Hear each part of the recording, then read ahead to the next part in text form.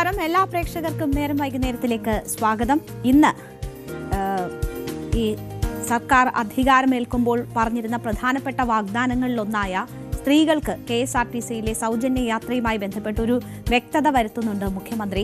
15-ാം തീയതി മുതൽ തന്നെ അത് നടപ്പാക്കും എന്നതാണ് അദ്ദേഹം സൂചിപ്പിച്ചത്. എന്നാൽ ഓർഡിനറി ബസ്സുകളിൽ മാത്രമായിരിക്കും ഈ സേവനം ആദ്യം ലഭ്യമാവുക. പിന്നീട് അത് സംബന്ധിച്ചുള്ള കാര്യങ്ങൾ പരിശോധിച്ചതിന് ശേഷം മറ്റ് സർവീസുകളിലേക്ക് വ്യാപിപ്പിക്കണം എന്നത് തീരുമാനിക്കുമെന്നൊക്കെ പറയുന്നു. എന്തായാലും ആ പദ്ധതി പ്രഖ്യാപിച്ചപ്പോൾ സ്ത്രീകളെല്ലാം ഇരുകൈയും നീട്ടി സ്വീകരിച്ചു എന്നതാണ് തെരഞ്ഞെടുപ്പ് ഫലത്തിൽ ഉൾപ്പെടെ പ്രതിഫലിച്ചത് എന്നതാണ് മനസ്സിലാക്കുന്നത്. എന്തായാലും ഒരുപാട് ലക്ഷ്യങ്ങൾ സർക്കാർ മുന്നോട്ട് വെക്കുന്നുണ്ട്. സാമ്പത്തികമായി പിന്നോക്കം നിൽക്കുന്നവരെ സംബന്ധിച്ചൊക്കെ വലിയ രീതിയിൽ ആശ്വാസം നൽകുന്ന ഒരു തീരുമാനമാണ്. അപ്പോൾ എന്തായാലും ആ പദ്ധതി നടപ്പിലാക്കട്ടെ, അതിൻ്റെ പ്രയോജനം ലഭിക്കട്ടെ, അത് ജീവിതത്തിൽ ഉപകാരപ്രദമാകുന്ന വിധത്തിൽ ഉപയോഗപ്പെടുത്താൻ ഓരോരുത്തർക്കും കഴിയട്ടെ എന്ന് കൂടി ആശിക്കുന്നു. എന്തായാലും ഇനി 5 ദിവസത്തെ കാത്തിരിപ്പ് മാത്രമേ ഉള്ളൂ അത് നടപ്പിലാകാൻ. അപ്പോൾ നമുക്കിന്ന് നമ്മുടെ വാർത്തകളിലേക്ക് വിശദമായി കടക്കാം. പശ്ചിമേഷ്യ കലുഷിതമായി തുടരുന്നുണ്ട്. മറ്റ് പ്രധാന വാർത്തകളുമൊക്കെ നോക്കാം. എല്ലാ പ്രേക്ഷകർക്കും സ്വാഗതം.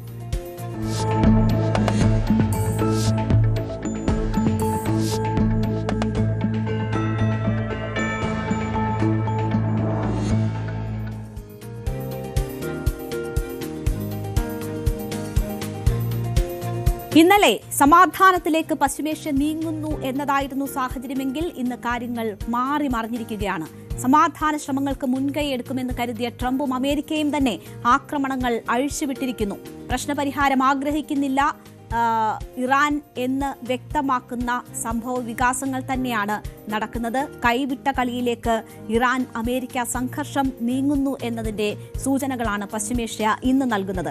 കാര്യങ്ങൾ കൈവിട്ട് ഒരു സമ്പൂർണ്ണ യുദ്ധത്തിലേക്ക് നീങ്ങുമോ എന്ന ആശങ്കയാണ് ഇപ്പോൾ ഉയരുന്നത്. ഓരോ ദിവസങ്ങളിൽ മാറി മാറിയാണ് പശ്ചിമേഷ്യയിലെ സാഹചര്യങ്ങൾ വരുന്നത്. ഒരു തരത്തിലും ഒരു ശാശ്വത സമാധാനത്തിലേക്ക് കാര്യങ്ങൾ നീങ്ങുന്നില്ല. ഒമാൻ തീരത്ത് US സൈന്യത്തിന്റെ അപ്പാച്ചെ ഹെലികോപ്റ്റർ തകർത്തതിന് മറുപടിയായിട്ടാണ് അമേരിക്ക ആക്രമണം തുടങ്ങിയത്. ഇറാന്റെ ആക്രമണത്തിനുള്ള പ്രതികാരമാണ് എന്നതാണ് US സെൻട്രൽ കമാൻഡ് ആക്രമണത്തെക്കുറിച്ച് പറഞ്ഞത്. ഇറാന്റെ ആക്രമണത്തോട് US പ്രതികരിക്കുമെന്ന് നേരത്തെ പ്രസിഡന്റ് ഡൊണാൾഡ് ട്രംപും മുന്നറിയിപ്പ് നൽകിയിരുന്നു. ഹോർമുസിന് സമീപമാണ് USന്റെ ആധുനിക അപ്പാച്ചെ ഹെലികോപ്റ്റർ തകർന്നത്. ഇതിലെ പൈലറ്റുമാരെ ഡ്രോൺ ഉപയോഗിച്ച് രക്ഷപ്പെടുത്തിയിരുന്നു. ഹോർമുസ് കടലിടുക്കിന് സമീപം അമേരിക്കൻ സൈനിക ഹെലികോപ്റ്റർ തകർത്തത് ഇറാനാണെന്ന് അമേരിക്കൻ പ്രസിഡന്റ് ഡൊണാൾഡ് ട്രംപ് തന്നെ പിന്നീട് സ്ഥിരീകരിച്ചു. ഇറാന്റെ ആക്രമണത്തോട് US പ്രതികരിക്കുമെന്ന് ട്രംപ് മുന്നറിയിപ്പ് നൽകി. തകർന്ന ഹെലികോപ്റ്ററിലെ പൈലറ്റുമാരെ രക്ഷപ്പെടുത്തിയതിന് പിന്നാലെ സമൂഹ മാധ്യമത്തിൽ പങ്കുവച്ച കുറിപ്പിലൂടെയായിരുന്നു ട്രംപ് ഇറാനെതിരെ ആരോപണം ഉന്നയിച്ചത്. പൈലറ്റുമാർ സുരക്ഷിതരാണെന്നും പരിക്കേൽക്കാതെ രക്ഷപ്പെട്ടെന്നും ട്രംപ് പറഞ്ഞു. തങ്ങളുടെ അത്യാധുനിക ഹെലികോപ്റ്ററുകളിലൊന്നാണ് ഇറാൻ വെടിവെച്ചിട്ടതെന്നും ഒറ്റ രാത്രി കൊണ്ട് തന്നെ US സൈന്യം ഹോർമുസ് കടലിടുക്കിൽ പട്രോളിംഗ് നടത്തുകയും ഇറാനെതിരെ പ്രതികരണം അറിയിക്കുകയും ചെയ്യുമെന്നും ട്രംപ് ഭീഷണി മുഴക്കിയിരുന്നു. പ്രതികരിക്കേണ്ടത് വളരെ പ്രധാനമാണ് എന്നാണ് ട്രംപ് പറഞ്ഞത്. അങ്ങനെ താൻ കരുതുന്നു എന്നതാണ് ട്രംപ് കുറിച്ചത്. ഇതുപോലെ തന്നെ തിരിച്ചടിയും ഉണ്ടായി. അമേരിക്കൻ സൈന്യം കടലിൽ നടത്തിയ ആദ്യത്തെ ഡ്രോൺ രക്ഷാപ്രവർത്തനമായിരുന്നു ഈ US സെൻട്രൽ കമാൻഡ് വക്താവ് ഈ പൈലറ്റുമാരെ രക്ഷിച്ചതിനെ കുറിച്ച് അങ്ങനെയാണ് പറഞ്ഞത്. അതിനുശേഷമാണ് അമേരിക്ക ആക്രമണം തുടങ്ങിയത്. ട്രംപും അമേരിക്കൻ സെൻട്രൽ കമാൻഡും അറിയിച്ചതുപോലെ മണിക്കൂറുകൾക്കുള്ളിൽ അമേരിക്കയുടെ ശക്തമായ ആക്രമണമാണ് ഇറാന്റെ മണ്ണിൽ നടന്നത്. ഹോർമുസ് കടലിടുക്കിലെ ഒരു ഇറാനിയൻ ദ്വീപിൽ സ്ഫോടനങ്ങൾ കേട്ടതായി ഇറാനിയൻ സ്റ്റേറ്റ് മീഡിയ റിപ്പോർട്ട് ചെയ്തു. തെക്കൻ ഇറാനിലെ ജാസ്ക്, സിറിക്, ഖിഷ് ദ്വീപ് എന്നിവിടങ്ങളിലെ നിരവധി സ്ഥലങ്ങളിൽ US ആക്രമണം നടത്തി. സിറിക് ബഹ്മാനി ജില്ലയിലെ ഒരു ടെലികോം ടവറും 2 വാട്ടർ ടാങ്കുകളും അമേരിക്കൻ ആക്രമണത്തിൽ നശിച്ചു. ഇറാൻ ഈ ആക്രമണങ്ങളൊക്കെ സ്ഥിരീകരിച്ചു രംഗത്ത് വരികയും ചെയ്തു. ഹോർമുസിന് സമീപമുള്ള ഖേഷം ദ്വീപിലേക്കും ഇറാൻ നഗരമായ സിറിക്കിലേക്കും ആക്രമണമുണ്ടായി എന്ന് സ്ഥിരീകരിക്കുന്നു. റഡാർ സൈറ്റുകൾ ലക്ഷ്യമിട്ടാണ് അമേരിക്കൻ സൈന്യം ആക്രമണം നടത്തിയത്. എന്നാൽ ഹോർമുസിൽ തങ്ങൾക്ക് നേരെ വന്ന ഡ്രോണുകളെ പ്രതിരോധിക്കുക മാത്രമാണ് ഉണ്ടായത് എന്നതാണ് അവരുടെ ഭാഗത്തു നിന്നുമുണ്ടായ വിശദീകരണം. ഈ അമേരിക്കയുടെ ട്രംപിന്റെ ഭീഷണി വന്നതിന് പിന്നാലെ ഇറാനും അതേ രീതിയിൽ തന്നെയാണ് അതിനോട് പ്രതികരിച്ചത്.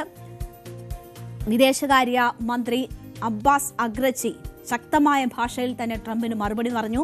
സുരക്ഷിതരായിരിക്കണമെങ്കിൽ നിങ്ങൾ തിരിച്ചു പോകണം എന്നതായിരുന്നു ഇറാന്റെ മുന്നറിയിപ്പ്. US തങ്ങളുടെ നിശ്ചയദാർഢ്യം പരീക്ഷിക്കാൻ തീരുമാനിച്ചിരിക്കുന്നു. ഏതൊരു ആക്രമണത്തിനും ഭീഷണിക്കും ശക്തമായി തിരിച്ചടിക്കുമെന്നും മറുപടി നൽകാതെ വിടില്ല എന്നുമാണ് അഗ്രച്ചി എക്സിൽ കുറിച്ചത്. സുരക്ഷിതരായിരിക്കണമെങ്കിൽ തങ്ങളുടെ പ്രദേശം വിട്ടുപോകണം, അതായത് അമേരിക്ക പിന്മാറണം ഈ യുദ്ധത്തിൽ നിന്ന് എന്നത് തന്നെയാണ് അഗ്രച്ചി സൂചിപ്പിച്ചത്. അതുവരെ ഇറാൻ ആക്രമണം തുടരും എന്ന കാര്യം വ്യക്തമാക്കി. ഹോർമുസ് കടലിടുക്കിന് സമീപം US അപ്പാച്ചെ ഹെലികോപ്റ്റർ തകർത്തതിന് പിന്നിൽ തങ്ങളല്ല എന്ന് ഇറാൻ പറഞ്ഞു. പ്രദേശത്തെ സംഘർഷാവസ്ഥ കാരണം ഇത്തരം സംഭവങ്ങൾ ഉണ്ടായേക്കാം എന്നതായിരുന്നു ഇറാന്റെ ഔദ്യോഗിക പ്രതികരണം ആ വിഷയത്തിൽ. എന്തായാലും US-ന്റെ സൈനിക ഹെലികോപ്റ്റർ തകർത്തത് ഇറാനാണെന്ന ഡൊണാൾഡ് ട്രംപിന്റെ വാദം തള്ളിക്കൊണ്ടായിരുന്നു ഇറാന്റെ ഈ പ്രതികരണം. പക്ഷേ ഇറാന്റെ മണ്ണിലേക്ക് നടത്തിയ അമേരിക്കൻ ആക്രമണത്തിന് തുല്യമായ തിരിച്ചടി തന്നെ ഇറാൻ നൽകുകയും ചെയ്തു. അത് ഗൾഫ് മേഖലകളിലേക്കായിരുന്നു എന്നത് കൂടി നമ്മൾ കാണണം. ഈ ഉത്തരവാദിത്വം തള്ളിക്കൊണ്ട് ഇറാൻ മണ്ണിൽ നടത്തിയ ആക്രമണത്തിന് തിരിച്ചടി എന്ന നിലയിലാണ് ശക്തമായ തിരിച്ചടി അമേരിക്കയ്ക്ക് ഇറാൻ നൽകിയിരിക്കുന്നത്. ജോർദാനിലെ US താവളമായ അൽ അസറിന് നേരെയും IRGC മിസൈൽ ആക്രമണം നടത്തി. F-35 ഹാങ്ങറുകളും കമാൻഡ് ആൻഡ് കൺട്രോൾ കേന്ദ്രവും ആക്രമിക്കപ്പെട്ടു എന്ന റിപ്പോർട്ടുകളാണ് അവിടെ നിന്നുള്ളത്. US-ഓ ജോർദാനോ ആക്രമണം സ്ഥിരീകരിക്കുകയോ തള്ളുകയോ ചെയ്തിട്ടില്ല. പക്ഷേ ശക്തമായ തിരിച്ചടി അവിടെ നൽകിയെന്നത് ഇറാൻ അവകാശപ്പെടുന്നുണ്ട്. കനത്ത തിരിച്ചടി ഉണ്ടാകുമെന്നും ഏറ്റുമുട്ടൽ തുടരുകയാണെന്നും ഇറാൻ വ്യക്തമാക്കിയതായി ഇറാന്റെ മാധ്യമങ്ങൾ റിപ്പോർട്ട് ചെയ്യുന്നുണ്ട്. അമേരിക്ക കൂടുതൽ ആക്രമണം നടത്തിയാൽ അതിക്രൂരവും നിർണായകവുമായ പ്രതികരണം നടത്താൻ തയ്യാറാണ് എന്നതാണ് IRGC ഇതുമായി ബന്ധപ്പെട്ട് അറിയിച്ചിരിക്കുന്നത്. അൽ അസറിന് നേർക്കുള്ള ആക്രമണത്തിൽ ദീർഘദൂര മിസൈലുകളാണ് ഉപയോഗിച്ചതെന്ന് IRGC അവകാശപ്പെടുകയും ചെയ്തു. ഒപ്പം കുവൈറ്റിലും ബഹ്റൈനിലും ഡ്രോൺ ആക്രമണമുണ്ടായി. പൊട്ടിത്തെറിയുടേതായി കേൾക്കുന്ന ശബ്ദങ്ങൾ വ്യോമപ്രതിരോധ ഡ്രോണുകളെ തകർക്കുന്നതിൻ്റെതാണെന്നും പൊതുജനങ്ങൾ സുരക്ഷിത സ്ഥാനങ്ങളിൽ കഴിയണമെന്നും അധികൃതർ ഗൾഫ് പ്രദേശങ്ങളിൽ ജനങ്ങൾക്ക് നിർദ്ദേശം നൽകി.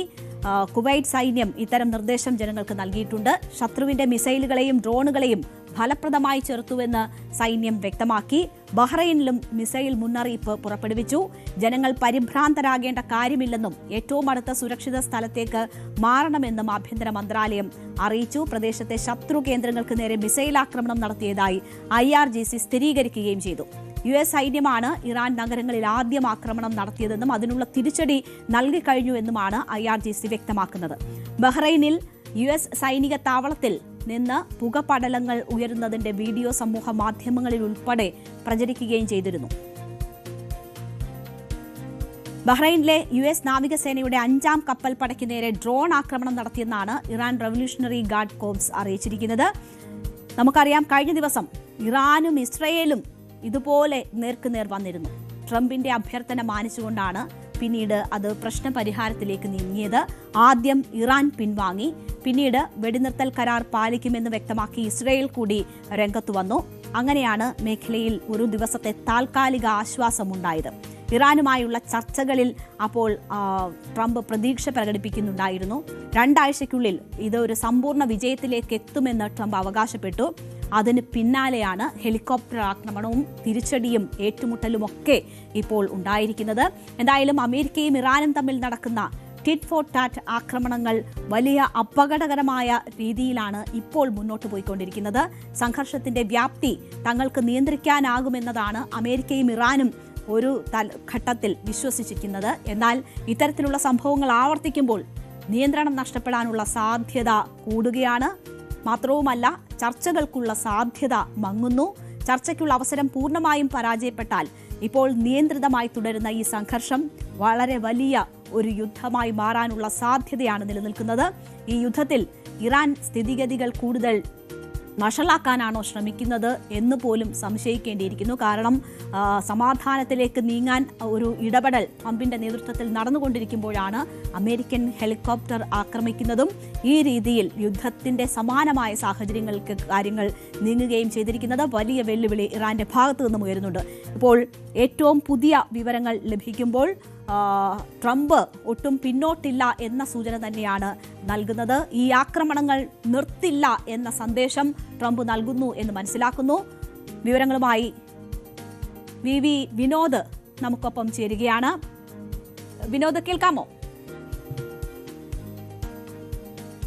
രേണുക, ഇപ്പോൾ ഏറ്റവും ഒടുവിൽ ഇപ്പോൾ ട്രൂത്ത് സോഷ്യലിലൂടെയാണ് ട്രംപിൻ്റെ അങ്ങനെ ഒരു അറിയിപ്പ് വന്നിരിക്കുന്നത്. അതായത് ആസന്നമായ യുദ്ധത്തിലേക്ക്, ഏറ്റവും ഒടുവിൽ യുദ്ധം തന്നെയാണ് എന്ന നിലയ്ക്കുള്ള ഒരു പ്രതികരണം ട്രംപിൻ്റെ ഭാഗത്തു നിന്നുണ്ടായിരിക്കുന്നു. ചർച്ചയ്ക്കുള്ള അവസരങ്ങൾ ഇല്ലാതാക്കുകയാണ്, മികച്ചൊരു കരാറിലേക്ക് പോകാനുള്ള അവസരം ഇറാൻ ഇല്ലാതാക്കി. ഇതിന് അവർ വലിയ വില നൽകേണ്ടി വരും. ഇപ്പോൾ നടക്കുന്നത് ഇറാൻ്റെ ഭാഗത്തു നിന്ന് വാചകമടി മാത്രമാണ്. അവരുടെ ഭാഗത്തു നിന്ന് കാര്യമായ എന്തെങ്കിലും ഒരു ആക്രമണം അമേരിക്കയ്ക്ക് നേരെയോ ഇസ്രായേലിന് നേരെയോ നടക്കുന്നില്ല എന്ന കാര്യം ട്രംപ് കുറിക്കുന്നുണ്ട്. അതോടൊപ്പം തന്നെയാണ് ഇതിൻ്റെ ഏറ്റവും ഒടുവിൽ ഇപ്പോൾ F-35 ഹാങ്ങറുകളും കമാൻഡ് ആൻഡ് കൺട്രോൾ സെൻ്ററുകൾ, ഇത് ജോർദാനിലാണ്. ജോർദാനിലെ അമേരിക്കൻ സൈനിക കേന്ദ്രത്തിലേക്കാണ് ഇറാൻ്റെ ഭാഗത്ത് നിന്ന് ആക്രമണം ഉണ്ടായത്. അതിനവരെ പ്രേരിപ്പിച്ചത് ജാസ്, സിരിക്, കിഷ് ദ്വീപ്, ഇങ്ങനെ ഇറാനിലെ 3 പ്രദേശങ്ങൾ അമേരിക്ക ആക്രമിച്ചു. അമേരിക്കയുടെ അപ്പാച്ചെ ഹെലികോപ്റ്റർ ഇറാൻ ഹോർമുസ് തീരത്ത് വെടിവെച്ചിട്ടു. ഇതിന് പിന്നാലെയാണ് ഇറാനിലേക്ക് ആക്രമണം ഉണ്ടാകുന്നത്. തുടർന്ന് അമേരിക്കയുടെ സൈനിക കേന്ദ്രങ്ങളിലേക്ക് ആക്രമണം ഉണ്ടാകുന്നു. കഴിഞ്ഞ ദിവസങ്ങളിൽ കുവൈറ്റിലേക്കും മറ്റ് രാജ്യങ്ങളിലേക്കും ഒക്കെ തന്നെ ബഹ്റൈനിലടക്കമുള്ള പ്രദേശങ്ങളിലേക്ക് ആക്രമണം ഇറാൻ്റെ ഭാഗത്തു നിന്നുണ്ടായിരുന്നു. അത് തുടരുകയാണ്. ഇറാൻ ഇപ്പോൾ പറയുന്നത് അമേരിക്ക അവരുടെ സൈനികരുടെ ജീവൻ സംരക്ഷിക്കണമെങ്കിൽ അവിടെ നിന്ന് മടങ്ങുക എന്നത് തന്നെയാണ്. ഹോർമൂസ് അടക്കമുള്ള മേഖലയിൽ നിന്ന് അമേരിക്കൻ സൈന്യം പിന്നാക്കം പോയാൽ അവരുടെ ജീവൻ സംരക്ഷിക്കാമെന്ന് റക്സി ഉൾപ്പെടെയുള്ള ഇറാനിലെ നേതാക്കൾ പറയുന്നു. ട്രംപിൻ്റെ ഈ കുറിപ്പിൽ പ്രധാനപ്പെട്ട ഒരു വാക്ക് കൂടിയുണ്ട്.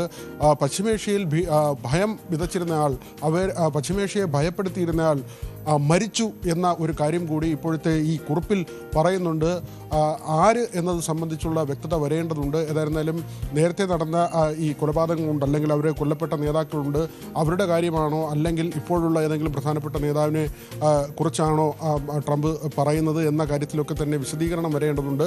പക്ഷേ ഇപ്പോഴും അങ്ങനെ ഏകപക്ഷീയമായി ട്രംപിന് യുദ്ധത്തിലേക്ക് പോകാൻ കഴിയുമോ എന്ന കാര്യത്തിൽ സംശയം അവശേഷിക്കുന്നു. കാരണം US കോൺഗ്രസ് നേരത്തെ അതിനുള്ള അനുമതി നൽകിയിരുന്നില്ല. യുദ്ധത്തിലേക്ക് പോകാൻ പാടില്ല എന്ന നിലപാടാണ് കോൺഗ്രസ് എടുത്തിരുന്നത്. അതുകൊണ്ട് തന്നെ ട്രംപിന് ഒറ്റയ്ക്കൊരു തീരുമാനമെടുത്ത് അങ്ങനെ യുദ്ധത്തിലേക്ക് പോകാൻ കഴിയുമോ എന്ന ചോദ്യം അവശേഷിക്കുന്നുണ്ട്. അവിടെയാണ് ഇസ്രായേലിൻ്റെ ഭാഗത്തു നിന്നുള്ള നിലപാട്, അല്ലെങ്കിൽ നെതന്യാഹുവിൻ്റെ നിലപാട് നിർണായകമാകുന്നത്. അവർ യുദ്ധം എന്ന നിലയ്ക്ക് തന്നെയാണ് മുന്നോട്ട് പോകുന്നത്. കഴിഞ്ഞ ദിവസങ്ങളിൽ ട്രംപിൻ്റെ ഇടപെടലോടുകൂടിയാണ് ഈ ആക്രമണം ഇസ്രായേലിൻ്റെ ഭാഗത്തു നിന്ന് അവസാനിച്ചത്. പ്രത്യേകിച്ച് ഹിസ്ബുള്ള ശക്തി കേന്ദ്രങ്ങളിലേക്കാണ് ഇസ്രായേൽ തുടർച്ചയായി ആക്രമണങ്ങൾ നടത്തിയത്. അവരെ ആക്രമിക്കരുത് എന്നൊരാവശ്യമാണ് ഇറാൻ നേരത്തെ തന്നെ ഈ കരാറിൻ്റെ ഭാഗമായി മുന്നോട്ട് വെച്ചത്. അത് ഹൂതികളെയും ഹിസ്ബുള്ളയും ഒക്കെ തന്നെ ആക്രമിക്കുന്നത് അവസാനിപ്പിക്കണം എന്ന ഒരു നിലപാടിലേക്ക് ഇറാൻ പോയിരുന്നു. പ്രധാനപ്പെട്ട അവരുടെ ഒരു ആവശ്യമായി അവർ ഉന്നയിച്ചത് അതായിരുന്നു. അതിൻ്റെ ലംഘനമാണ് ഉണ്ടായത്. 60 ദിവസത്തേക്ക് കൂടി സമാധാന കരാർ നീട്ടുന്നതിന് വേണ്ടിയുള്ള ചർച്ചകൾ പുരോഗമിക്കുന്നതിനിടെയാണ് പശ്ചിമേഷ്യ വീണ്ടും സംഘർഷത്തിലേക്ക് വഴിമാറിയത്. ഇതിൽ വിനോദ്, ഇപ്പോൾ വലിയ രീതിയിലുള്ള നിലപാട് പ്രഖ്യാപനം ട്രംപിന്റെ ഭാഗത്തു നിന്നും ഉണ്ടാകുന്നത് ഏത് സാഹചര്യത്തിലാണ്? ഒരു പക്ഷേ ഈ സമാധാന ചർച്ചകൾക്കുള്ള സമ്മർദ്ദം എന്ന നിലയിൽ ട്രംപിന്റെ ഇപ്പോഴത്തെ നടപടികൾ നമ്മൾ കാണണമോ? കഴിഞ്ഞ ദിവസമൊക്കെ ട്രംപാണ് നെതന്യാഹുവിനെ നിയന്ത്രിക്കുന്നത്. ഇത് ഇനി ആക്രമണം ഉണ്ടായാൽ നിങ്ങൾ ഒറ്റയ്ക്കായിരിക്കുമെന്ന ഭീഷണി മുഴക്കിയിരുന്നു. അതിനുശേഷം ഞങ്ങൾ സമാധാനത്തിലേക്ക് പോകുന്നു എന്ന് ട്രംപ് പറഞ്ഞു. പക്ഷേ പ്രകോപനമുണ്ടായത് ഇറാന്റെ ഭാഗത്തു നിന്നാണ്. അവർ ഏറ്റെടുത്തിട്ടില്ല എങ്കിൽ പോലും US ഹെലികോപ്റ്റർ, അപ്പാച്ചെ ഹെലികോപ്റ്റർ ആക്രമിക്കുന്നതാണ് ഇപ്പോഴത്തെ ഈ ഏറ്റുമുട്ടലിലേക്ക് കാര്യങ്ങൾ നയിച്ചത്. അപ്പോൾ പ്രകോപനമുണ്ടായത് ഇറാന്റെ ഭാഗത്തു നിന്നുമാണ് എന്നത് നമ്മൾ മനസ്സിലാക്കുന്നുണ്ട്. അപ്പോൾ എന്താണ് ട്രംപ് ഉദ്ദേശിക്കുന്നത്? ഒരു വലിയ സമ്മർദ്ദം ചെലുത്തി വളരെ പെട്ടെന്നൊരു സമാധാന കരാറിലേക്ക് പോകാൻ പറ്റുമോ എന്നുള്ള ശ്രമമാണോ ട്രംപ് നടത്തുന്നത്? ഇപ്പോഴത്തെ ഈ ട്രൂത്ത് സോഷ്യലിൽ വന്ന കുറിപ്പിൽ ഏറ്റവും പ്രധാനമായിട്ടുള്ളത് അവരുടെ പ്രധാനപ്പെട്ട നേതാവ് കൊല്ലപ്പെട്ടു എന്നതിൻ്റെ സൂചനയാണ്. അതൊരു പക്ഷേ മുസ്തഫ ഖമേനിയാണോ എന്ന തരത്തിലുള്ള സംശയങ്ങൾ ഉയരുന്നുണ്ട്. കാരണം ഇതുവരെ മുസ്തഫയുടെ ഭാഗത്ത് നിന്നുള്ള ഔദ്യോഗികമായ കുറിപ്പുകളോ വിശദീകരണമോ ഒന്നും തന്നെ വന്നിട്ടില്ല. മാത്രമല്ല മുസ്തഫ ഒരുപക്ഷെ റഷ്യയിലായിരിക്കാം എന്ന തരത്തിലുള്ള വിവരങ്ങൾ പുറത്തു വന്നിരുന്നു. ട്രംപ് ഇപ്പോൾ ഉദ്ദേശിക്കുന്നത് ആരെക്കുറിച്ച് എന്നതിനെ ചൊല്ലിയുള്ള ചർച്ചകളും ഉയർന്നു വരുന്നുണ്ട്. ഏതായിരുന്നാലും രേണുക സൂചിപ്പിച്ചതുപോലെ തന്നെ ഒരു ആസന്നമായ യുദ്ധം, ഒരു വലിയ യുദ്ധത്തിലേക്ക് പോകുമോ കാര്യങ്ങൾ എന്നതാണ്. അവിടെയും ട്രംപിൻ്റെ വരികൾ വായിക്കുമ്പോൾ ഇറാൻ്റെ സൈനിക ശേഷി പൂർണ്ണമായും ഇല്ലാതായി എന്നാണ് അദ്ദേഹം പറയുന്നത്. അവരുടെ കരസേനയും അതോടൊപ്പം തന്നെ വ്യോമസേനയും നാവികസേനയും ഒക്കെ തന്നെ പൂർണ്ണമായി പരാജയപ്പെട്ടു. അവർക്ക് ഇനി ഒരു യുദ്ധത്തിലേക്ക് പോകാൻ കഴിയില്ല. ആ തരത്തിൽ ഇറാൻ തകർന്നു എന്നാണ് ഏറ്റവും ഒടുവിലത്തെ കുറിപ്പിൽ പറയുന്നത്. പക്ഷേ അപ്പോഴും നമ്മൾ മനസ്സിലാക്കേണ്ട, അല്ലെങ്കിൽ ഇപ്പോൾ പുറത്തു വരുന്ന വാർത്തകൾ അനുസരിച്ചാണെങ്കിൽ അമേരിക്കയ്ക്ക് സൈനിക കേന്ദ്രങ്ങൾ തുറന്നു കൊടുത്തിട്ടുള്ള രാജ്യങ്ങളിലേക്ക്, പശ്ചിമേഷ്യൻ രാജ്യങ്ങളിലേക്ക് ഇറാൻ്റെ ആക്രമണം ആക്രമണം ഉണ്ടാകുന്നു എന്ന് തന്നെയാണ്. അതുകൊണ്ട് അവരുടെ സൈനിക ശേഷിയെ വിലയിരുത്തുന്നതിൽ എത്രമാത്രം അമേരിക്ക വിജയിച്ചു എന്നതിൽ സംശയം നിലനിൽക്കുന്നുണ്ട്. മാത്രമല്ല, ട്രംപിൻ്റെ ആദ്യത്തെ പ്രഖ്യാപനം തന്നെ 4 ആഴ്ച കൊണ്ട്, വെറും 4 ആഴ്ച കൊണ്ട് ഈ യുദ്ധം അവസാനിപ്പിക്കുമെന്ന് പറഞ്ഞു തുടങ്ങിയതാണ്. ഇപ്പോൾ 100 ദിവസം പിന്നിട്ടിരിക്കുന്നത്. കഴിഞ്ഞ ദിവസം 100 ദിവസം ഈ യുദ്ധം തുടങ്ങിയിട്ട് പിന്നിട്ടു. വെറും 1 മാസം എന്ന പ്രഖ്യാപനത്തോടു കൂടി തുടങ്ങിയ ഒരു പോരാട്ടമാണ്. പക്ഷേ അവിടെ അവർക്ക് പിഴച്ചു എന്നത് തന്നെയാണ്. അവിടെ ഇസ്രായേലിനും മൊസാദിനും അമേരിക്കയ്ക്കും ഒക്കെ തന്നെ കണക്കുകൂട്ടലിൽ പാളിച്ച പറ്റി എന്നതാണ്. മാത്രമല്ല, ഇപ്പോൾ ഉണ്ടാകുന്ന വലിയ സാമ്പത്തിക ബാധ്യത, അത് അമേരിക്കൻ ജനതയിൽ വലിയൊരു വിഭാഗം ഈ യുദ്ധവുമായി മുന്നോട്ട് പോയതിനെ വിമർശിക്കുന്ന നിലയിൽ കൂടി രംഗത്ത് വരികയാണ്. അമേരിക്കയിലാകട്ടെ മറ്റൊരു ഹിതപരിശോധനയിലേക്ക് പോവുകയാണ്. അവിടെ ഈ ജനങ്ങളുടെ പിന്തുണ എത്രമാത്രം ഈ ഒരു നിലപാടിന് ലഭിക്കും. മാത്രമല്ല, യുഎസ് കോൺഗ്രസിൻ്റെ നിലപാട് യുദ്ധത്തിലേക്ക് പോകരുത് എന്നത് തന്നെയാണ്. ആ ഒരു ഘട്ടത്തിൽ ട്രംപിന് ഏകപക്ഷീയമായി ഈ യുദ്ധവുമായി മുന്നോട്ട് പോകാൻ കഴിയുമോ എന്ന ചോദ്യം അവശേഷിക്കുകയും ചെയ്യുന്നുണ്ട്. രേണുക. ശരി, പി വിനോദാണ് വാർത്തയുടെ വിശദാംശങ്ങൾ നൽകിയത്. എന്തായാലും വലിയ ഒരു അശാന്തി വീണ്ടും പശ്ചിമേഷ്യയിൽ ഉടലെടുക്കുകയാണ്. അമേരിക്ക നിലപാട് കടുപ്പിക്കുന്നു എന്നതാണ് കാണുന്നത്. ഇപ്പോൾ ഉണ്ടായിട്ടുള്ള പ്രകോപനത്തിന് ഇറാൻ വില നൽകേണ്ടി വരും എന്നത് ട്രംപ് സൂചിപ്പിക്കുന്നു. വലിയ നാശനഷ്ടം ഉണ്ടായിട്ടുണ്ട് എന്ന തരത്തിലുള്ള സൂചനകൾ അമേരിക്കയുടെ ഭാഗത്തു നിന്നും ഉണ്ടാകുന്നുണ്ട്. എന്തായാലും പിന്നോട്ടില്ല എന്ന നിലപാട് തന്നെയാണ് ഇറാനും ഈ വിഷയവുമായി ബന്ധപ്പെട്ട് സ്വീകരിച്ചിരിക്കുന്നത്. ഇത് എസ്കലേറ്റ് ചെയ്യിപ്പിക്കാനുള്ളൊരു താല്പര്യം ഇറാൻ്റെ ഭാഗത്തു നിന്നുമുണ്ട് എന്ന് സൂചിപ്പിക്കുന്ന തരത്തിലുള്ള പ്രതികരണങ്ങൾ അവരുടെ ഭാഗത്തു നിന്നും വരുന്നുണ്ട്. തെക്കൻ ലെബനനിൽ ഉൾപ്പെടെ ഇസ്രായേൽ നടത്തുന്ന ആക്രമണങ്ങൾ വലിയ പ്രകോപനമാണ്. ലെബനൻ വിഷയവും കൂടി ഇതുമായി ബന്ധപ്പെടുത്തി പരിഹരിക്കപ്പെടണം എന്ന നിലപാടാണ് ഇറാൻ സ്വീകരിക്കുന്നത്. അത് വിഭിന്നമല്ല, ഇപ്പോഴത്തെ പശ്ചിമേഷ്യൻ സംഘർഷത്തിൽ നിന്ന് വിഭിന്നമല്ല എന്നത് സൂചിപ്പിച്ചുകൊണ്ട് അവിടെയും പരിഹാരം, മേഖലയിൽ ശാശ്വത സമാധാനം എന്ന ലക്ഷ്യമാണ് ഇറാൻ മുന്നോട്ട് വയ്ക്കുന്നത്. എന്തായാലും വലിയ രീതിയിൽ ആശങ്കപ്പെടുത്തുന്ന നിലയിൽ തന്നെ പശ്ചിമേഷ്യയിലെ സാഹചര്യങ്ങൾ തുടരുകയാണ്. ഇനി എന്ത് സംഭവിക്കുന്നു എന്നത് കാത്തിരുന്ന് കാണാം. ഒരിടവേളയ്ക്ക്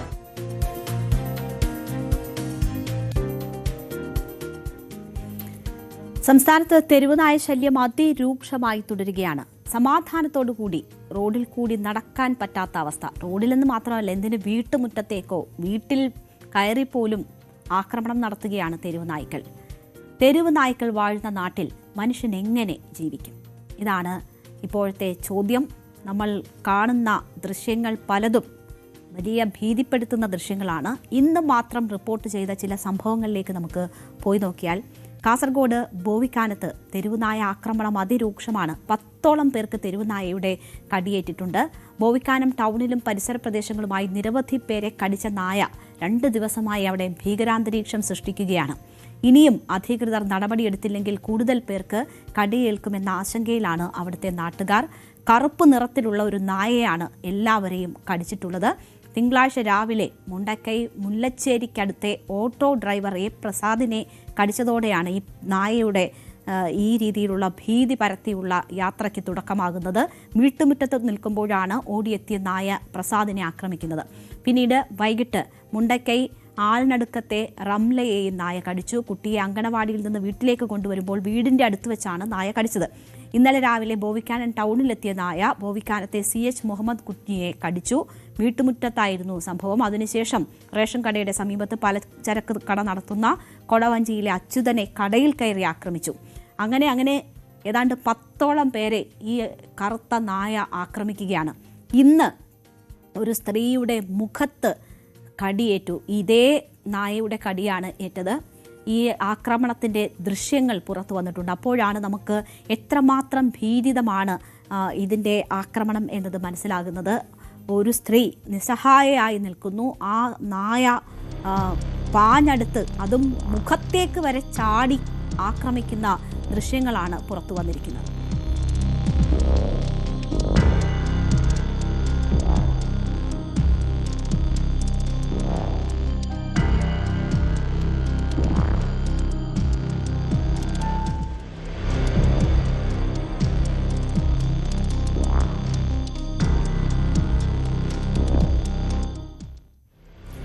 ആ ദൃശ്യങ്ങൾ കണ്ടാൽ അറിയാം എത്രമാത്രം ഭീതിതമാണ് അവസ്ഥയെന്ന്.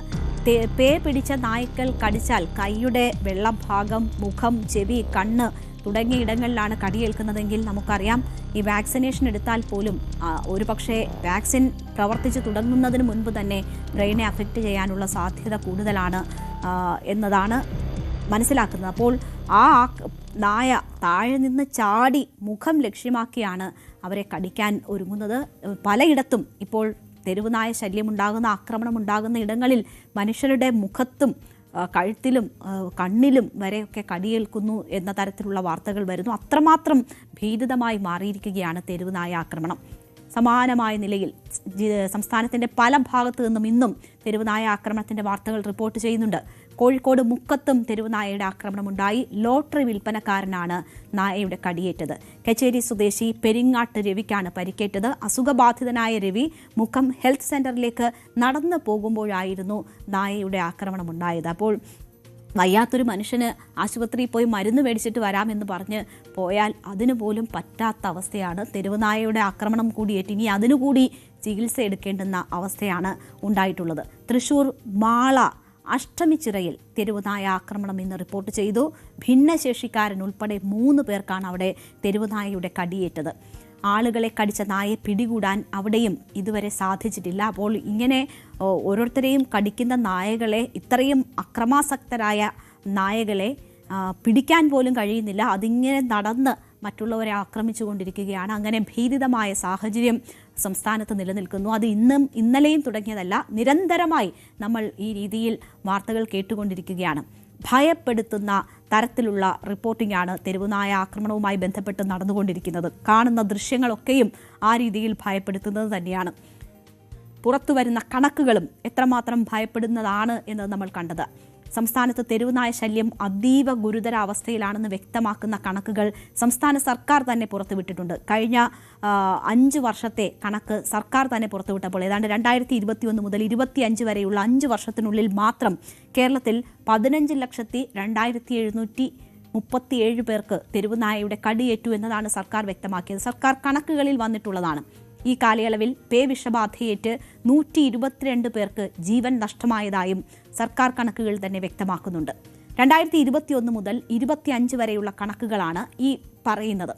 ഓരോ വർഷവും കടിയേൽക്കുന്നവരുടെയും മരിക്കുന്നവരുടെയും എണ്ണം കൂടി വരികയാണ്. 2021 2,21,379 പേർക്കാണ് സംസ്ഥാനത്ത് കടിയേറ്റതെങ്കിൽ 2025 അത് 3,69,272 ഉയരുകയാണ്. തിരുവനന്തപുരത്താണ് ഏറ്റവും കൂടുതൽ പേർക്ക് കടിയേറ്റത്, 58,108 പേർക്ക്.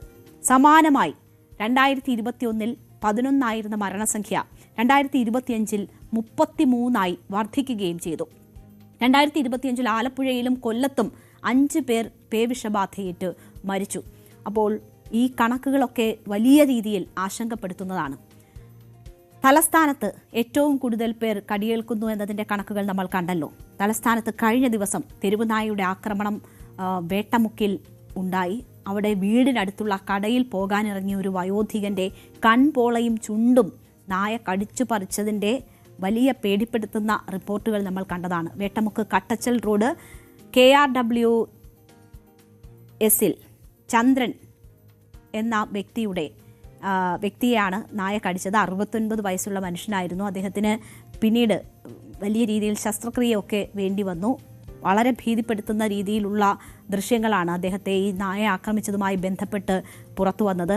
നായ കുരച്ചുകൊണ്ട് പാഞ്ഞെടുക്കുകയായിരുന്നു. ഒഴിഞ്ഞു മാറുന്നതിനിടയിൽ റോഡിലേക്ക് വീണ അദ്ദേഹത്തെ റോഡിൽ ഇട്ട് കടിച്ചു കീറി. കൺപോളയിലാണ് ആദ്യം കടിച്ചത്.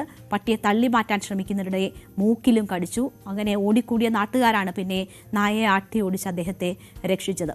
തലസ്ഥാനത്ത് ഉൾപ്പെടെയുള്ള കാര്യങ്ങൾ നോക്കിയാൽ റെയിൽവേ സ്റ്റേഷൻ, ബസ് സ്റ്റാൻഡ്, ആശുപത്രികൾ, ബീച്ചുകൾ, സ്കൂൾ പരിസരങ്ങൾ ഉൾപ്പെടെ നായകളുടെ കേന്ദ്രങ്ങളാണ്. ഈ കാഴ്ചകൾ തന്നെയാണ് സംസ്ഥാനത്ത് ഓരോ ഇടങ്ങളിലും നമ്മൾ കണ്ടുകൊണ്ടിരിക്കുന്നത്. വിദ്യാർത്ഥികളും കാൽനട യാത്രക്കാരും ഇരുചക്ര യാത്രക്കാരും ഉൾപ്പെടെ ഭയത്തോടെ സഞ്ചരിക്കേണ്ടി വരുന്ന അവസ്ഥയാണ്. തെരുവുനായ ശല്യം തടയാൻ തദ്ദേശ വകുപ്പ് നിർദ്ദേശിച്ച കാര്യങ്ങൾ ഒന്നും തന്നെ നടപ്പിലായിട്ടില്ല. വന്ധ്യംകരണ പദ്ധതി പാളിയിട്ടുണ്ട്. ABC കേന്ദ്രങ്ങൾ പ്രവർത്തിക്കുന്നില്ല. മാലിന്യ സംസ്കരണത്തിൽ വീഴ്ച വരുത്തുന്നത് സ്ഥിരമാകുന്നു. അത് സ്ഥിതി വഷളാക്കുന്ന സാഹചര്യവുമൊക്കെ ഉടലെടുത്തിരിക്കുകയാണ്. എപ്പോഴെങ്കിലുമൊക്കെ ഇത്തരം വാർത്തകൾ വരുമ്പോഴൊക്കെ നമ്മൾ റിപ്പോർട്ട് ചെയ്യും, അത് വാർത്തയാകും. പക്ഷേ നടപടികളൊന്നും ഉണ്ടാകുന്നില്ല എന്നതാണ് ആവർത്തിക്കുന്ന ഈ സംഭവങ്ങൾ സൂചിപ്പിക്കുന്നത്. തെരുവുനായ കേസിൽ സുപ്രീം കോടതിയുടെ നിർണായകമായ ഒരു വിധി വന്നത് കഴിഞ്ഞ മാസമാണ്. മനുഷ്യജീവൻ അപകടമുണ്ടാക്കുന്ന നായകളെ കൊല്ലാൻ സുപ്രീം കോടതി അനുവാദം നൽകിയിട്ടുണ്ട്. ജസ്റ്റിസുമാരായ വിക്രംനാഥ്, സന്ദീപ് മേത്ത, NJ അൻജാരിയ എന്നിവരാണ് ഈ കേസിൽ വിധി പറഞ്ഞത്. പൊതുജനങ്ങളുടെ സുരക്ഷയ്ക്ക് ഭീഷണിയുണ്ടാക്കുന്ന തെരുവ് നായകൾക്കെതിരെ ശക്തമായ നടപടിയെടുക്കണം. തെരുവുനായയെ കൊല്ലാൻ അല്ലെങ്കിൽ അതിനെതിരെ നടപടികൾ എടുക്കുന്ന മുനിസിപ്പൽ ഉദ്യോഗസ്ഥർക്ക് നിയമപരമായ സംരക്ഷണം നൽകാനൊക്കെയുള്ള ഉത്തരവാദിത്തം സർക്കാരിനുണ്ട് എന്നത് കോടതി ചൂണ്ടിക്കാട്ടി. ഈ നടപടിയിൽ ഇവർക്കെതിരെ കേസെടുക്കാൻ പാടില്ല എന്ന് കോടതി നിർദ്ദേശിച്ചു. ഉദ്യോഗസ്ഥരുടെ നടപടികൾ തടസ്സപ്പെടുത്തുന്ന ആളുകൾക്കെതിരെ കേസുകൾ എടുക്കാനും കോടതി അനുവാദം നൽകിയിട്ടുണ്ട്. ഇതുമായി ബന്ധപ്പെട്ട ABC ചട്ടങ്ങൾ നടപ്പിലാക്കുന്നുണ്ടോ എന്ന് നിരീക്ഷിക്കാൻ എല്ലാ ഹൈക്കോടതികളും പ്രത്യേക ബെഞ്ച് രൂപീകരിക്കണം എന്നതുൾപ്പെടെയുള്ള നിർദ്ദേശങ്ങളാണ് സുപ്രീം കോടതി അന്ന് നൽകിയത്. മൃഗസ്നേഹികളും ക്ഷേമ ഗ്രൂപ്പുകളും സമർപ്പിച്ച ഹർജികളൊക്കെ തള്ളിക്കൊണ്ടായിരുന്നു സുപ്രീം കോടതി വളരെ നിർണായകമായ ഈ ഉത്തരവ് പുറത്തിറക്കിയത്. സംസ്ഥാനം ABC ചട്ടങ്ങൾ പൂർണ്ണമായും നടപ്പിലാക്കിയിരുന്നുവെങ്കിൽ ഈ പ്രതിസന്ധി ഇപ്പോൾ ഉണ്ടാകില്ല എന്നതാണ് കോടതി പറഞ്ഞിരുന്നത്. ഈ നടപടികൾ നടപ്പാക്കുന്നതിൽ സർക്കാരിന് വീഴ്ച സംഭവിച്ചു എന്ന് കോടതി പറയുന്നു. ഇന്ത്യയിലെ എല്ലാ ജില്ലകളിലും കൃത്യമായി പ്രവർത്തിക്കുന്ന ഒരു ABC സെന്റർ വേണമെന്ന് കോടതി പറഞ്ഞു. അപ്പോൾ ഇതൊക്കെ ഉറപ്പാക്കുന്നില്ല എങ്കിൽ ഇതൊക്കെ നടപ്പാക്കാൻ നിയോഗിക്കപ്പെട്ടവർക്കാണ് എന്ന കാര്യത്തിൽ സംശയമില്ല. അതിൻ്റേതാണ് ഓരോ ഇടങ്ങളിലും ഈ ജനങ്ങൾ അനുഭവിച്ചു കൊണ്ടിരിക്കുന്നത്. നായകളുടെ ആക്രമണത്തെ ഭയക്കാതെ സ്വതന്ത്രമായി ജീവിക്കാനുള്ള അവകാശം ഭരണഘടന ഉറപ്പു നൽകുന്ന അന്തസ്സോടെയുള്ള ജീവിക്കാനുള്ള അവകാശത്തിന്റെ ഭാഗമാണ് എന്ന് ഓർമ്മിപ്പിച്ചുകൊണ്ടാണ് കഴിഞ്ഞ മാസം സുപ്രീം കോടതി ആ വിധി പുറപ്പെടുവിച്ചത്. സുപ്രധാന വിധിയിൽ കോടതി അത്രമാത്രം ഗൗരവം അതിന് നൽകിയിരുന്നു. തെരുവ് നായകളുടെ എണ്ണം നിയന്ത്രിക്കുന്നതിൽ സംസ്ഥാനങ്ങളും കേന്ദ്രഭരണ പ്രദേശങ്ങളും കടുത്ത വീഴ്ച വരുത്തിയതായും കോടതി നിരീക്ഷിച്ചു. ആ വീഴ്ച മറികടക്കാൻ ഒരു ശ്രമവും നടക്കുന്നില്ല എന്നതാണ് നമ്മുടെ നിരത്തുകളിൽ ദിവസവും കടിയേറ്റ് വീഴുന്നവരുടെ എണ്ണം സൂചിപ്പിക്കുന്നത്. അപ്പോൾ ഉത്തരവാദിത്തപ്പെട്ടവർ ഇതിനെ ഗൗരവമായി തന്നെ കാണണം, നടപടി ഉണ്ടാകണം, ജീവിക്കാനുള്ള അവകാശം ഉറപ്പുവരുത്തണം എന്നതാണ് സൂചിപ്പിക്കാനുള്ളത്.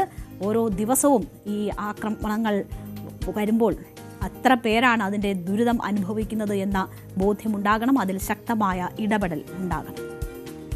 ഒരിടവേളയ്ക്ക് ശേഷം അടുത്ത വാർത്തയിൽ. മധ്യപ്രദേശിൽ അട്ടിമറി നീക്കം നടക്കുന്നു. മധ്യപ്രദേശിലെ രാജ്യസഭാ തെരഞ്ഞെടുപ്പിൽ കോൺഗ്രസ് നേതാവ് മീനാക്ഷി നടരാജന്റെ നാമനിർദ്ദേശ പത്രിക തള്ളിയതിനെ തുടർന്ന് വലിയ പ്രതിഷേധമാണ് ഉയരുന്നത്. തെലങ്കാനയിലെ ഒരു കേസുമായി ബന്ധപ്പെട്ട വിവരങ്ങൾ സത്യവാങ്മൂലത്തിൽ മറച്ചുവെച്ചു എന്നാരോപിച്ചാണ് BJP നേതാവിന്റെ പരാതിയിൽ തെരഞ്ഞെടുപ്പ് കമ്മീഷൻ അധികൃതർ മീനാക്ഷിയുടെ പത്രിക നിരസിച്ചത്. എന്നാൽ ഈ നടപടി BJPയുടെ രാഷ്ട്രീയ ഗൂഢാലോചനയുടെ ഭാഗമാണെന്നും തനിക്കെതിരെ ക്രിമിനൽ കേസുകളൊന്നുമില്ല എന്നും മീനാക്ഷി നടരാജൻ വ്യക്തമാക്കുന്നു.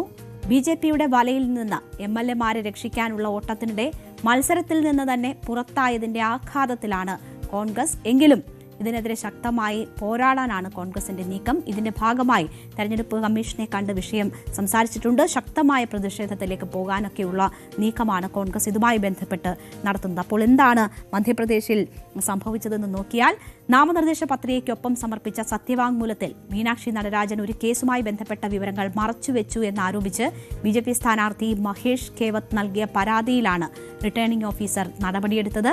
പത്രിക തള്ളിയ റിട്ടേണിംഗ് ഓഫീസറുടെ നടപടിയിൽ പ്രതിഷേധിച്ച് തെരഞ്ഞെടുപ്പ് കമ്മീഷൻ ഓഫീസിലേക്ക് ഇന്നലെ രാത്രി തന്നെ പ്രതിഷേധവുമായി കോൺഗ്രസ് നേതാക്കളെത്തി. KC വേണുഗോപാൽ, ജയറാം രമേശ്, സച്ചിൻ പൈലറ്റ്, ഭൂപേഷ് ബാഗേൽ തുടങ്ങിയ മുതിർന്ന നേതാക്കൾ തെരഞ്ഞെടുപ്പ് കമ്മീഷൻ ഓഫീസിലെത്തി പ്രധാന കവാടത്തിന് മുന്നിലിരുന്ന് പ്രതിഷേധിക്കുകയും ഒക്കെ ചെയ്തിരുന്നു. കഴിഞ്ഞ സെപ്റ്റംബറിലാണ് മീനാക്ഷിക്കെതിരെ പരാതിയിൽ എന്തെങ്കിലും ബോധിപ്പിക്കാനുണ്ടോ എന്ന് ചോദിച്ച് കോടതി നോട്ടീസ് അയച്ചത്. ഈ സംഭവമാണ് തെലങ്കാന കോടതിയിൽ നിലനിൽക്കുന്ന ക്രിമിനൽ കേസിന്റെ വിവരം മറച്ചുവെച്ചു എന്ന് ചൂണ്ടിക്കാട്ടി BJP സ്ഥാനാർത്ഥി മഹേഷ് കേവത്ത് നൽകിയ പരാതിക്ക് പിന്നിൽ. ഇതിലാണ് റിട്ടേണിംഗ് ഓഫീസർ നടപടിയെടുത്തിരിക്കുന്നത്. തെലങ്കാന കോടതിയിൽ നിന്ന് കാരണം കാണിക്കൽ നോട്ടീസ് മാത്രമാണ് ലഭിച്ചതെന്നും കേസ് രജിസ്റ്റർ ചെയ്തിട്ടില്ല എന്നും രജിസ്റ്റർ ചെയ്ത കേസുകളാണ് പത്രികയിൽ കാണിക്കേണ്ടതെന്നുമാണ് കോൺഗ്രസ് ഇതിന് മറുപടി പറയുന്നത്. വ്യാജ പരാതി നൽകി തെരഞ്ഞെടുപ്പ് അട്ടിമറിക്കാനാണ് BJP ശ്രമിക്കുന്നതെന്നും കോൺഗ്രസ് ആരോപിക്കുന്നു. എന്താണ് കോടതിക്ക് മുന്നിലെ പരാതി എന്ന് നോക്കിയാൽ, തെലങ്കാന കോൺഗ്രസിന്റെ ചുമതലയുള്ള മീനാക്ഷി നടരാജനെതിരെ മുൻ കോർപ്പറേറ്റ് എക്സിക്യൂട്ടീവ് ശ്രീലത നൽകിയ സ്വകാര്യ പരാതിയാണ് സംഭവങ്ങളുടെ അടിസ്ഥാനം. 2022 ശ്രീലത ആദ്യമായി സമർപ്പിച്ച പരാതി സംസ്ഥാന കോൺഗ്രസ് നേതാവ് കുംഭം ശിവകുമാർ റെഡ്ഡിയുടെ പെരുമാറ്റത്തെക്കുറിച്ചുള്ളതായിരുന്നു. ചില രാഷ്ട്രീയ നേതാക്കൾ രാഷ്ട്രീയ സംരക്ഷണം നൽകുകയോ തന്റെ ആരോപണങ്ങളെക്കുറിച്ച് അറിയിച്ചിട്ടും നടപടിയെടുക്കുകയോ ചെയ്തില്ല എന്നതാണ് ഈ പരാതിയിൽ പറഞ്ഞിരുന്നത്. ഇവിടെയൊന്നും മീനാക്ഷി നടരാജന്റെ പേര് പരാമർശിച്ചിരുന്നില്ല. പരാതിയിൽ പാർട്ടി ഭാരവാഹികളുടെ പീഡനവും ലൈംഗികോപദ്രവവും ഭീഷണി, അതിലെ നിഷ്ക്രിയത്വം എന്നീ ആരോപണങ്ങളാണ് ശ്രീലത ഉന്നയിച്ചിരുന്നത്. ഹൈദരാബാദിലും ബംഗളൂരുവിലുമായി അവർ പിന്നീട് നൽകിയ സ്വകാര്യ പരാതികൾ തീർപ്പാക്കിയതുമാണ്. ഇതിനെല്ലാം ശേഷം 2025 ഹൈദരാബാദിലെ നമ്പള്ളിയിലുള്ള 4ാമത്തെ അഡീഷണൽ ചീഫ് മെട്രോപൊളിറ്റൻ മജിസ്ട്രേറ്റ് കോടതിയിൽ ശ്രീലത ഒരു ഹർജി ഫയൽ ചെയ്തു. അവിടെയാണ് മീനാക്ഷി നടരാജന്റെ പേര് പരാതിയിൽ ഉൾപ്പെടുത്തിയത്. അതായത് 2022 പരാതിയിൽ ഇല്ലായിരുന്ന മീനാക്ഷി നടരാജൻ 2025 പരാതിയിൽ പരാമർശിക്കപ്പെട്ടു. പരാതിക്കാരി പറയുന്നത് റെഡ്ഡിയുടെ പീഡനാരോപണം മീനാക്ഷി നടരാജന്റെ മുൻപാകെ ഉന്നയിച്ചിരുന്നു. അച്ചടക്ക നടപടിക്കായി കോൺഗ്രസ് ഭരണഘടനയിൽ വ്യവസ്ഥകൾ ഉണ്ടായിരുന്നിട്ടും ബന്ധപ്പെട്ട നേതാവിനെതിരെ ഒരു നടപടിയും മീനാക്ഷി നടരാജൻ സ്വീകരിച്ചില്ല എന്ന ആരോപണമാണ് ഉന്നയിക്കുന്നത്. ഹർജി സ്വീകരിച്ചുകൊണ്ട് കോടതി എതിർകക്ഷികൾക്ക് നോട്ടീസ് അയച്ചു. നടരാജൻ കോടതി നോട്ടീസിന് മറുപടിയും നൽകി. ഇതിൽ മീനാക്ഷി നടരാജൻ അക്യൂസ്ഡ് അഥവാ പ്രതിയാണോ എന്നതാണ് തർക്ക വിഷയമായിട്ടുള്ളത്. ഇപ്പോൾ ശ്രീലത ഒരു സ്വകാര്യ ഹർജി നൽകുക മാത്രമാണെന്നും കോടതിയിൽ നിന്ന് പ്രതികൂല നിർദ്ദേശങ്ങളൊന്നും പുറപ്പെടുവിച്ചിട്ടില്ല എന്നും വാദിച്ചുകൊണ്ട് മീനാക്ഷി നടരാജന്റെ അഭിഭാഷകർ അവർക്കെതിരെ ഒരു ക്രിമിനൽ കേസുമില്ല എന്ന് വ്യക്തമാക്കുന്നു. അതിനാൽ തന്നെ നിയമപരമായി പ്രിസൈഡിംഗ് ഓഫീസറുടെ നടപടി ചോദ്യചിഹ്നത്തിലുമാകുന്നുണ്ട്. നാമനിർദ്ദേശം നിരസിച്ച തെരഞ്ഞെടുപ്പ് കമ്മീഷൻ നടപടിയെ സ്വാഭാവികമായും വ്യക്തമായും നിയമവിരുദ്ധം എന്ന് മുതിർന്ന അഭിഭാഷകനും കോൺഗ്രസ് നേതാവുമായ അഭിഷേക് മനു സിംഗ്വി വിശേഷിപ്പിച്ചു. നടരാജനെതിരെ നിയമത്തിന്റെ കണ്ണിൽ ഒരു ക്രിമിനൽ കേസും നിലവിലില്ലെന്നും അതിനാൽ വെളിപ്പെടുത്താൻ അവർക്കൊരു ക്രിമിനൽ കേസും ഇല്ല എന്നുമാണ് കോൺഗ്രസിന്റെ നിലപാട്. ഇനി മധ്യപ്രദേശിലെ രാഷ്ട്രീയത്തിലേക്ക് തന്നെ വന്നാൽ 3 രാജ്യസഭാ സീറ്റാണ് മധ്യപ്രദേശിൽ ഒഴിവുള്ളത്. ഇതിൽ 2 BJPക്കും 1 കോൺഗ്രസിനും ജയിക്കാം എന്നതായിരുന്നു അവിടുത്തെ കക്ഷിനില. പക്ഷേ 3 സീറ്റുകളിലും കണ്ണുവെച്ച BJP 3 സ്ഥാനാർത്ഥികളെ പ്രഖ്യാപിച്ചു. മധ്യപ്രദേശ് നിയമസഭയിൽ ആവശ്യമായ അംഗബലമില്ലാതിരുന്നിട്ടും 3ാമതൊരു രാജ്യസഭാ സ്ഥാനാർത്ഥിയെ രംഗത്തിറക്കിയതോടെ കാര്യങ്ങൾ വിവാദമായി. ക്രോസ് വോട്ടിംഗിലൂടെയും രാഷ്ട്രീയ കൂറുമാറ്റത്തിലൂടെയും വിജയമുറപ്പിക്കാമെന്നാണ് BJP ആദ്യം കരുതിയിരുന്നതെന്നും എന്നാൽ കോൺഗ്രസിന്റെ ഐക്യം തകർക്കാൻ കഴിയാതെ വന്നപ്പോൾ ഇപ്പോൾ അവർ തന്ത്രം മാറ്റുകയാണ് എന്നുമാണ് മീനാക്ഷി നടരാജൻ ആരോപിക്കുന്നത്. ഈ സാഹചര്യം മുന്നിൽ കണ്ട് ഇവരെ റിസോർട്ടിലേക്ക് മാറ്റുന്നതും ഒക്കെ കോൺഗ്രസ് മുൻകരുതൽ നടപടി എന്ന നിലയിൽ സ്വീകരിച്ചിരുന്നു. എന്തായാലും അതിനൊക്കെ ശേഷവും വലിയ വിവാദമായി ഇത് മാറുകയാണ്. വലിയ അട്ടിമറിക്കുള്ള നീക്കമാണ് കോൺഗ്രസ് സംശയിക്കുന്നത്. അതുകൊണ്ടാണ് ശക്തമായി അതിനെതിരെ രംഗത്ത് വരുന്നത്. എന്തായാലും ഇന്ന് തെരഞ്ഞെടുപ്പ് കമ്മീഷനെ കണ്ട് നേതാക്കൾ കാര്യങ്ങൾ ബോധ്യപ്പെടുത്തിയിട്ടുണ്ട്. ഇനി മീനാക്ഷി നടരാജനെതിരെയുള്ളത് ക്രിമിനൽ കേസല്ല എന്നും ഒരു സ്വകാര്യ അന്യായമാണെന്നതുമാണ് BJPയുടെയും തെരഞ്ഞെടുപ്പ് കമ്മീഷന്റെയും നീക്കത്തെ നിയമപരമായി നേരിടാൻ കോൺഗ്രസിന് കരുത്ത് പകരുന്നത്. അതുകൊണ്ട് തന്നെ കോടതിയിലെത്തിയാലും തങ്ങൾക്ക് അനുകൂലമായ നിലപാടുണ്ടാകും എന്ന വലിയ ആത്മവിശ്വാസം ഇതുമായി ബന്ധപ്പെട്ട് കോൺഗ്രസിനുണ്ട്. അതുകൊണ്ട് തന്നെ ഇതിൽ ഒരു തരത്തിലും പിന്നോട്ടില്ല എന്നൊരു നിലപാട് അവർ സ്വീകരിക്കുന്നുണ്ട്. മധ്യപ്രദേശ് രാജ്യസഭാ തെരഞ്ഞെടുപ്പിലേക്ക് മീനാക്ഷി നടരാജന്റെ പത്രിക തള്ളിയ തീരുമാനത്തിൽ തെരഞ്ഞെടുപ്പ് കമ്മീഷൻ പക്ഷേ മൗനം പാലിക്കുകയാണ്. റിട്ടേണിംഗ് ഓഫീസർ നടപടിക്രമങ്ങൾ പാലിച്ചാണ് തീരുമാനമെടുത്തതെന്ന് ഉള്ള ഒരു നിലപാടാണ് ഈ വിഷയവുമായി ബന്ധപ്പെട്ട് കമ്മീഷനുള്ളതെന്നാണ് മനസ്സിലാക്കുന്നത്. മധ്യപ്രദേശ് രാജ്യസഭാ തെരഞ്ഞെടുപ്പിൽ BJPയുടെ വലയിൽ നിന്ന് MLAമാരെ രക്ഷിക്കാനുള്ള വലിയ ഓട്ടം കോൺഗ്രസ് നടത്തിയിരുന്നു. അതാണ് റിസോർട്ടിലേക്ക് ഇവരെ മാറ്റിക്കൊണ്ടൊക്കെയുള്ള നീക്കത്തിലൂടെ കോൺഗ്രസ് ശ്രമിച്ചത്. പക്ഷേ അതിൽ വലിയ ആഘാതമാണ് അവരെ കാത്തിരുന്നത്. എന്തായാലും ഇതിനെ ശക്തമായി തന്നെ നേരിടാനാണ് കോൺഗ്രസ് ഇപ്പോൾ ശ്രമിച്ചുകൊണ്ടിരിക്കുന്നത്. വലിയ രാജ്യമെമ്പാടുമുള്ള പ്രതിഷേധമുയരുന്ന തരത്തിലേക്ക് അങ്ങനെ ഒരു വലിയ വിഷയമായി തന്നെ ഇതിനെ മാറ്റാൻ കോൺഗ്രസ് ശ്രമിക്കുന്നുണ്ട്, കോടതിയെ സമീപിക്കുന്നു. അപ്പോൾ ഇതിൽ വലിയ ഒരു അട്ടിമറി നീക്കം BJPയുടെ ഭാഗത്തു നിന്നും ഉണ്ടായി എന്നതാണ് കോൺഗ്രസ് ആരോപിക്കുന്നത്. അതിന് തെരഞ്ഞെടുപ്പ് കമ്മീഷൻ കൂട്ടുനിൽക്കുന്നു എന്നൊരു സാഹചര്യം ഉണ്ടാകുന്നു എന്ന് പറയുന്നു. ഇതിനെ എല്ലാ തരത്തിലും നേരിടാനുള്ള നീക്കം അവർ നടത്തുകയാണ്. എന്തായാലും തെരഞ്ഞെടുപ്പ് സമയം വരെ ഉണ്ട്. എന്ത് സംഭവിക്കുന്നു എന്നത് നമ്മൾ കാത്തിരുന്ന് തന്നെ കാണേണ്ടുന്നതാണ്. ഇടവേളയ്ക്ക് ശേഷം തിരിച്ചു നമ്മളിപ്പോൾ കിട്ടുന്ന ഒരു വാർത്തയിലേക്ക് പോവുകയാണ്. മലപ്പുറം കൊണ്ടോട്ടിയിൽ ഓടുന്ന ബസ്സിന് മുന്നിൽ മുട്ടിലിഴയുന്ന ഒരു കുട്ടി.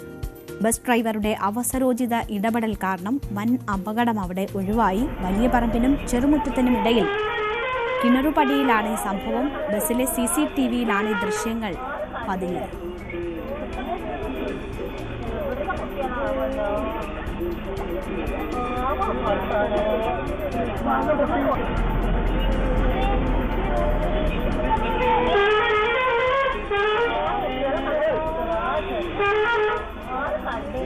ഭാഗ്യം കൊണ്ട് മാത്രമാണ് ആ കുഞ്ഞ് ഒരു പരിക്കും ഏൽക്കാതെ രക്ഷപ്പെട്ടത്. നമുക്കറിയാം, സാധാരണ പ്രൈവറ്റ് ബസ്സുകളൊക്കെ റോഡിലൂടെ ചീറിപ്പാഞ്ഞ് നടക്കുന്ന ബസ്സുകളാണ്. എന്തായാലും ഡ്രൈവറുടെ അവസരോചിതമായ ഇടപെടൽ കൊണ്ട് ആ കുഞ്ഞിന് ഒരു പോറൽ പോലും ഏൽക്കാതെ രക്ഷപ്പെട്ടു. എന്താണ് സംഭവിച്ചതെന്ന് അറിയണമെങ്കിൽ നമുക്കൊപ്പം CP അനുമോദ് ചേരുകയാണ്. അനുമോദ്, ഇതിപ്പോൾ ഇങ്ങനെ ഒരു വാർത്തയായിട്ടല്ല എങ്കിൽ AI ആണോ എന്നൊക്കെ സംശയിച്ചു പോയേനെ.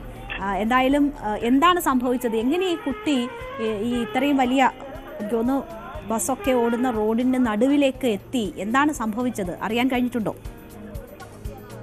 ഇന്ന് രാവിലെ 8:35 ഈ സംഭവം ഉണ്ടായിരിക്കുന്നത്. രാവിലെ 8:35 വലിയ പറമ്പിനും ചെറുമുറ്റത്തിനും ഇടയിൽ ഓടുന്ന സഫ മർവ ബസ്സിലെ CCTV ദൃശ്യമാണ് പുറത്തു വന്നിരിക്കുന്നത്. അറിയാൻ കഴിഞ്ഞത് ഈ റോഡിന് അടുത്ത് തന്നെയാണ് ഈ കുട്ടിയുടെ വീട്. ഗേറ്റ് തുറന്നു കിടക്കുകയായിരുന്നു.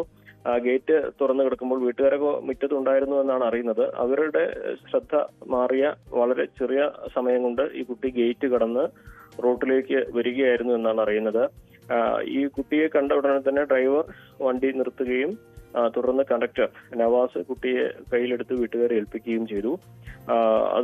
ആ റോഡിൽ തന്നെ മറ്റു വാഹനങ്ങൾ വരുന്നത് നമുക്ക് ദൃശ്യങ്ങളിൽ കാണാം. എന്നാണെങ്കിലും വലിയൊരു ദുരന്തമാണ് ഡ്രൈവറുടെ ശ്രദ്ധ കാരണം വഴി മാറിയത്. വീട്ടുകാർ പറയുന്നത് ഗേറ്റ് തുറന്നു കിടന്നപ്പോൾ പെട്ടെന്ന് കുട്ടി പോയതാണ് എന്ന തരത്തിലാണ്. വീട്ടുകാരുടെ പ്രതികരണം ലഭ്യമായിട്ടില്ല. അവർ അത്തരത്തിൽ പ്രതികരിക്കാൻ തയ്യാറുമായിട്ടില്ല.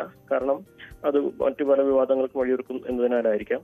എന്നാണെങ്കിലും ഡ്രൈവറുടെ ശ്രദ്ധയെ തന്നെയാണ് ഇവിടെ അഭിനന്ദിക്കേണ്ടത്. കാരണം വളരെ ചെറിയ കുട്ടിയാണ്. ഒരു വളവിലാണ് ഈ കുട്ടിയെ നിൽക്കുന്നത്. സ്വാഭാവികമായിട്ടും അത്ര പെട്ടെന്ന് അവരുടെ ശ്രദ്ധയിൽപ്പെടാതിരുന്നാൽ അത് വലിയൊരു അപകടത്തിലേക്ക് വഴിമാറിപ്പോയേനെ. എന്താണെങ്കിലും കുട്ടി സുരക്ഷിതയായി വീട്ടുകാരുടെ കൈവശമുണ്ട്. ഡ്രൈവർ രാമചന്ദ്രനും കണ്ടക്ടർ നവാസും അവരുടെ ജാഗ്രതയാണ് ഇത് വലിയ അപകടത്തിൽ എത്താതെ ഈ ഒരു സാഹചര്യം ഉണ്ടായത്. എന്താണ് ആരെയും അമ്പരപ്പിക്കുന്ന നടുക്കുന്ന ഒരു CCTV ദൃശ്യമാണ് ഇതിലെ പുറത്തു വന്നിരിക്കുന്നത്. തീർച്ചയായും ഭയങ്കര നടുക്കം ഉണ്ടാക്കുന്ന ഒരു ദൃശ്യം തന്നെയാണ്. ആ കുട്ടി അനുമോദ ദൃശ്യങ്ങളിൽ നമുക്ക് കാണാം, കുട്ടി അവിടെ ഇരിക്കുകയാണ്. ഇഴഞ്ഞു വരുന്ന വഴിയല്ല, കുട്ടി അവിടെ ഇരിക്കുകയാണ്. അപ്പോൾ ഇത്രയും സമയം അവരുടെ കണ്ണിൽപ്പെടാതെ കുഞ്ഞ് വരുന്നു. മാത്രവുമല്ല 8:30 മണി എന്ന് അനുമോദ് സൂചിപ്പിക്കുന്നു. സ്കൂളൊക്കെ ഉള്ള ദിവസമാണ്. അപ്പോൾ വലിയ രീതിയിൽ റോഡിൽ റഷ് ഉണ്ടാവേണ്ടുന്ന ഒരു സമയം കൂടിയാണ്. ഓഫീസ് ടൈമാണ്. സ്കൂളുകളിലേക്കൊക്കെ പോകാനൊക്കെയുള്ള ആളുകളും വാഹനവും തിരക്കും ഒക്കെ ഉണ്ടാകേണ്ടുന്ന സമയമാണ്. ഭാഗ്യം ഒന്നുകൊണ്ട് മാത്രം ആ കുഞ്ഞ് രക്ഷപ്പെട്ടു എന്ന് പറയാം, അല്ലേ? തീർച്ചയായും അങ്ങനെ തന്നെ വേണം കരുതുവാൻ. ഒരുപക്ഷെ മറ്റേതെങ്കിലും വാഹനം, ടിപ്പർ ലോറിയോ അല്ലെങ്കിൽ വലിയ വാഹനങ്ങൾ വേഗത്തിൽ വരുന്ന ഏതെങ്കിലും ഒരു ബൈക്കാണെങ്കിൽ പോലും ഒരുപക്ഷെ വളരെ വേഗത്തിൽ വരുമ്പോൾ കുട്ടിയെ കണ്ട് ചിലപ്പോൾ നിർത്താൻ കഴിഞ്ഞില്ലെങ്കിൽ നിയന്ത്രണം വിട്ട് പോയിരുന്നെങ്കിൽ അത് നമുക്കൊക്കെ വലിയ ഞെട്ടിക്കുന്ന ഒരു സാഹചര്യം തന്നെ ആയിരിക്കും തീർക്കുക. കാരണം ചെറിയ കുട്ടിയാണ്, മുട്ടിലെഴിയുന്ന പ്രായം മാത്രമേ ആയിട്ടുള്ളൂ. അതുകൊണ്ട് തന്നെ ആ കുട്ടിയുടെ ആ ദൃശ്യങ്ങൾ കാണുമ്പോൾ ആരാണെങ്കിലും ഒന്ന് നടുങ്ങി പോകും. കാരണം ചെറിയ കുട്ടി വലിയൊരു അപകടത്തിന്റെ തൊട്ടടുത്തു നിന്നാണ് തലനാരിഴയ്ക്ക് രക്ഷപ്പെടുന്നത്. ഡ്രൈവറുടെ ഒരു മനസാന്നിധ്യം തന്നെയാണ് അവിടെ എടുത്തു പറയേണ്ടത്. സാധാരണഗതിയിൽ വളരെ വേഗത്തിൽ പോകുന്ന വാഹനത്തിൽ ഒരുപക്ഷെ ഇത്തരത്തിലൊന്നും ശ്രദ്ധിക്കാൻ പറ്റിയെന്ന് വരില്ല. പക്ഷെ കൃത്യമായിട്ട് ആ ബസ് നിർത്തി കുട്ടിയെ സുരക്ഷിതയാക്കി അല്ലെങ്കിൽ സുരക്ഷിതനാക്കി വീട്ടുകാരെ ഏൽപ്പിച്ചു എന്നുള്ളത് ആശ്വാസം നൽകുന്ന കാര്യമാണ്. സത്യത്തിൽ ആശ്വാസമാണ് കുട്ടിയെ കണ്ടക്ടർ എടുത്തുകൊണ്ടുപോകുന്ന ആ ദൃശ്യം കാണുമ്പോൾ നമുക്ക് തോന്നുക. എന്താണെങ്കിലും വീട്ടുകാരൊക്കെ ഈ റോഡ് സൈഡിൽ വീടുകളുള്ളവരൊക്കെ കുറെ കൂടി ജാഗ്രത ഇക്കാര്യത്തിൽ പാലിക്കേണ്ടതുണ്ട് എന്ന് പറയാതിരിക്കാനാവില്ല. ഗേറ്റ് അടഞ്ഞു കിടക്കണം. ഗേറ്റ് തുറന്ന് ചെറിയ കുട്ടികൾ എവിടേക്ക് പോകും എങ്ങനെ പോകുമെന്നും പറയാനാകില്ല. അപ്പോൾ വീട്ടുകാരെ കുറെ കൂടി ജാഗ്രത ഇക്കാര്യത്തിൽ പാലിക്കേണ്ടതുണ്ട് എന്ന കാര്യത്തിൽ ഒരു സംശയവുമില്ല. തീർച്ചയായും എന്ത് സംഭവിച്ചു അവിടെ എന്നത് നമുക്കറിയില്ല. അതുകൊണ്ട് തന്നെ നമ്മളൊരു ജഡ്ജ്മെന്റിലേക്കൊന്നും എത്തുന്നില്ല. പക്ഷേ കുഞ്ഞു കുട്ടികളുള്ളവർ അല്പം കൂടി ശ്രദ്ധയും ജാഗ്രതയും പുലർത്താനുള്ള ഒരു അനുഭവമായി ഈ ദൃശ്യങ്ങൾ നമുക്ക് മുന്നിലുണ്ട്. വലിയൊരു അപകടം വഴിമാറിയിരിക്കുന്നു. ആ കുഞ്ഞ് ഒരു പോറൽ പോലും ഏൽക്കാതെ രക്ഷപ്പെട്ടു എന്നത് വലിയ ആശ്വാസം നൽകുന്ന കാര്യമാണ്. അപ്പോൾ പോലും ഉണ്ടായിട്ടുള്ള വീഴ്ച വളരെ വലുതാണ്. ആ കുഞ്ഞ് ആ റോഡിൻ്റെ സമീപം എത്തിയിരിക്കുന്നു. ആ വാഹനം ഓടിച്ച ഡ്രൈവറുടെ സമയോചിതമായ ഇടപെടൽ കൊണ്ട് മാത്രമാണ് വലിയൊരു ദുരന്തം ഒഴിവായത്.